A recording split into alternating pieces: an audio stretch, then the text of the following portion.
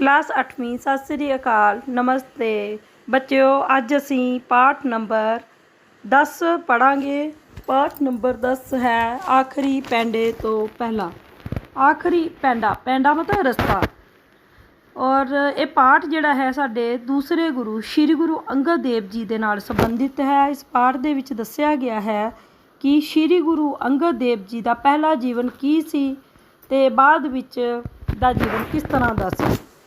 श्री गुरु अंगद देव जी दा श्री गुरु नानक देव जी दे नाल किस तरह मेल होया ते किस तरह वो दूसरे गुरु बने ते उन्हां दी सारी जिंदगी ही बदल गई ते उन्हां नूं किते होर जाण दी फिर जरूरत ही नहीं पई ते उन्हां नूं संतुष्टि श्री गुरु नानक देव जी दे कोल जाके ही मिली। सो बच्चों आओ असी पढ़िए श्री गुरु अंगद देव जी दे बारे विच, जिन्हां दा कि पहला नाम जिहड़ा है भाई लैना सी और उन्हां दा पिंड जिहड़ा है पहला पिंड मत्ते दी सरां सी। ठीक है बच्चों, अज असीं उन्हां दे बारे विच पढ़ांगे, उन्हां दे पहले जीवन दे बारे विच। पाठ विच दस्सिया गया है कि मत्ते दी सरां आम पिंडां वर्गा ही एक पिंड सी। ठीक है, और लोकी जिहड़े है आम पिंडां वांग काम करदे सन कि चुल्हे दे उत्ते रोटी बना ली, घाह वड्ढ लिया, डंगरां नूं पट्ठे पाले, धारां कड्ढ लईआं। इस तरह का काम करके लोकी अपना टब्बर जिहड़ा है वो पालदे सन। ठीक है, और लोकी जिहड़े है सीधे सादे सन। और इस पाठ दे विच दस्सिया गया है कि फेरूमल कौन सी? भाई लहना दे पिता जी, श्री गुरु अंगद देव जी दे पिता जी, श्री गुरु अंगद देव जी दे पिता जी, जिहड़े कि एक साहूकार दे नाल काम करदे सन। साहूकार दे नाल हिसाब किताब दा जिहड़ा काम करदे सन। और उन्हां दा मतलब परिवार जिहड़ा है उन्हां दे इसे काम काज तो ही उन्हां दा जिहड़ा परिवार दा गुजारा है वो हुंदा सी। और तख्तू मल शाहूकार सी जिस दे नाल उन्हां दा काम सी और काम करदे सन।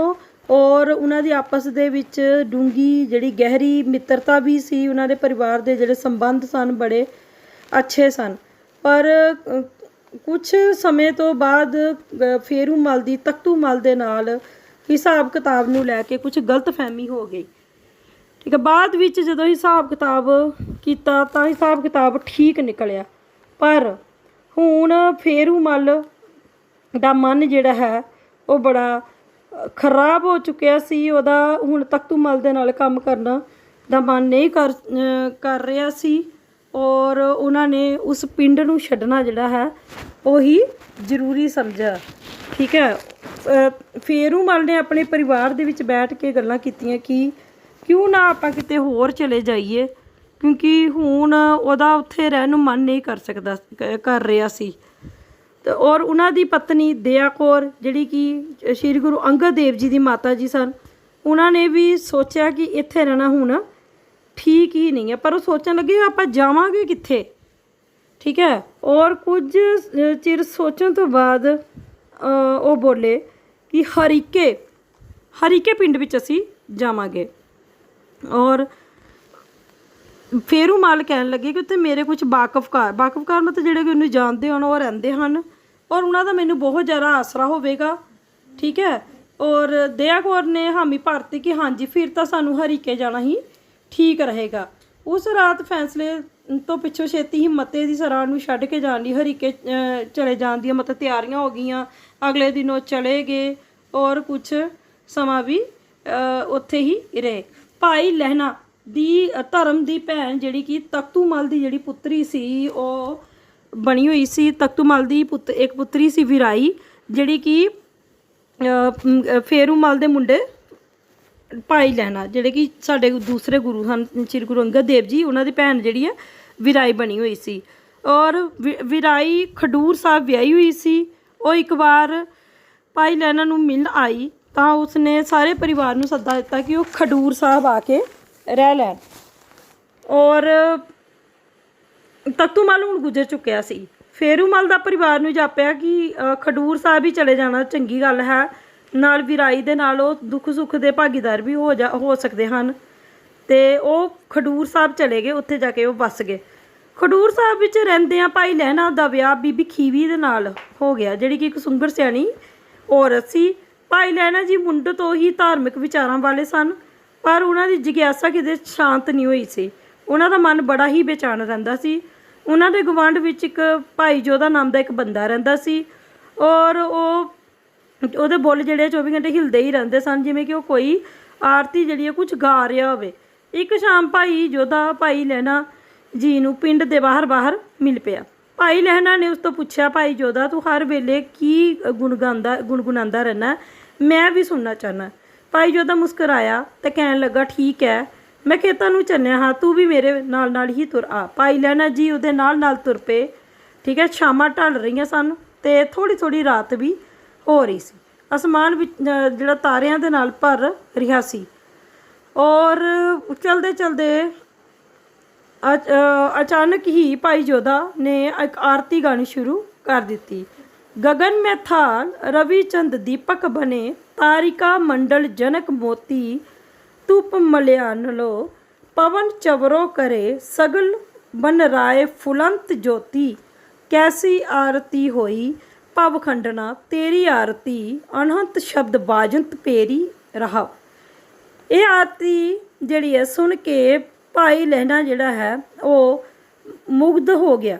उसमें आरती बहुत अच्छी लगी, उसने एक खुमारी जी चढ़ गई और उन्हें अखा बंद कर लिया। भाई लहना दी जी शब्दों की उस अंगामी फुहार विच भिजे रहना चाहते सन। मतलब उन्होंने मन कर रहा सी कि भाई जोधा ये आरती बोलता रहे और भाई लहना इस आरती नूं सुनता रहे।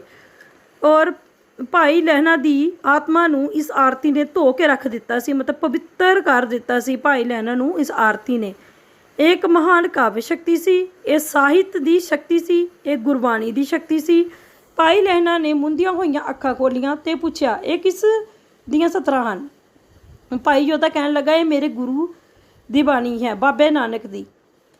उन्हें कहा कि मैं छोटा जिहा काव्य टुकड़ा तैनूं सुनाया है। भाई लहना कहन लगा कि ये छोटे जिन्ने काव्य टुकड़े ने मेरे मन के अंदर तरंगा छेड़ दित्तियां हन, ते जेकर मैं पूरी बाणी सुन लवां तो मेरी आत्मा जिहड़ी है वो मंत्र मुग्ध हो जाएगी, पता नहीं कितना आनंद आवेगा। उन्हां दा दिल कर पिया कि मैं बाबे नानक कोल जल्दी तो जल्दी पुज्जा। और भाई लहना ने भाई जोधा तो पूछा कि ते एक गुरु बाबा नानक कित्थों मिलेगा मैनू? उन्हें कहा करतारपुर। भाई लहना जी ने हुण करतारपुर जाने की तैयारी कर ली। करतारपुर का पैंडा लंबा सी, पैंडा मीनज रस्ता। उस रस्ते वाल तुरदियां भाई लहना जी जानते सन कि थां को थां उन्होंने भटकना भी पै सकता है। और तो इस तो पिछों उन्हों का ही आखिरी पैंडा सी, इस तो पिछों उन्होंने किते होर जाण दी लोड़ ही नहीं सी पैनी। पर वो ये नहीं सन जानते कि गुरु साहिब की संगत विच रहिंदियां उन्होंने भाई लहना जी तो गुरु अंगद देव जी हो जाना है। ठीक है। और बच्चों ये सी श्री गुरु अंगद देव जी जिहड़े कि साडे दूसरे गुरु सन, उन्हां दे पिछले जीवन की जानकारी, गुरु बनन तो पहलां दे जीवन की जानकारी। इस तो बाद वो गुरु बन गए। तो बच्चों धन्यवाद।